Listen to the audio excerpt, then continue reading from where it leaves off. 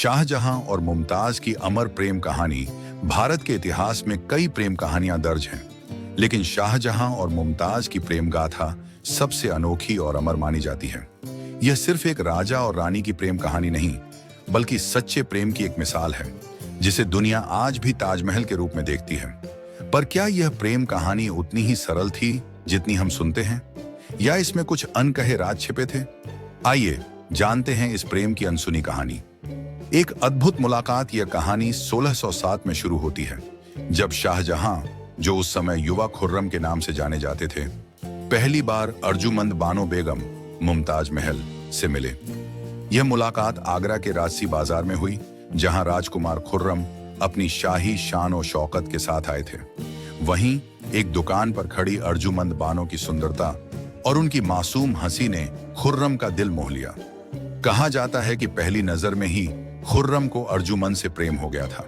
लेकिन इस प्रेम की राह आसान नहीं थी। प्रेम की परीक्षा शाही खानदानों में प्रेम विवाह दुर्लभ होते थे।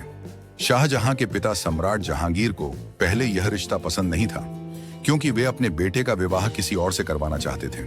लेकिन शाहजहां के हृदय में अर्जुमंद के लिए जो प्रेम था, वह समय के साथ और गहरा होता गया। आखिरकार 5 वर्षों की प्रतीक्षा के बाद 1612 में शाहजहां और मुमताज का विवाह हुआ। मुमताज न केवल अत्यंत सुंदर थीं, बल्कि उनकी बुद्धिमत्ता भी बेमिसाल थी। वे शाहजहां की प्रिय रानी बनी और राजनीति में भी उनकी सलाह महत्वपूर्ण मानी जाती थी। प्रेम का स्वर्ण युग। शाहजहां और मुमताज का प्रेम किसी भी परी कथा से कम नहीं था। मुमताज हमेशा शाहजहां के साथ रहती थी, चाहे वह युद्ध का मैदान हो या राजकीय सभा। कहा जाता है कि शाहजहां ने मुमताज की हर इच्छा पूरी की, लेकिन हर प्रेम कहानी की तरह इस प्रेम कथा पर भी दुख के बादल मंडरा रहे थे। एक दर्दनाक अंत 1631 में, जब शाहजहां दक्कन में विद्रोह को दबाने के लिए गए थे, तब मुमताज महल उनके साथ थी।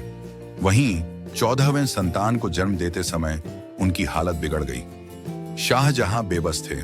उन्होंने हर संभव प्रयास किया, लेकिन मुमताज बच नहीं सकी।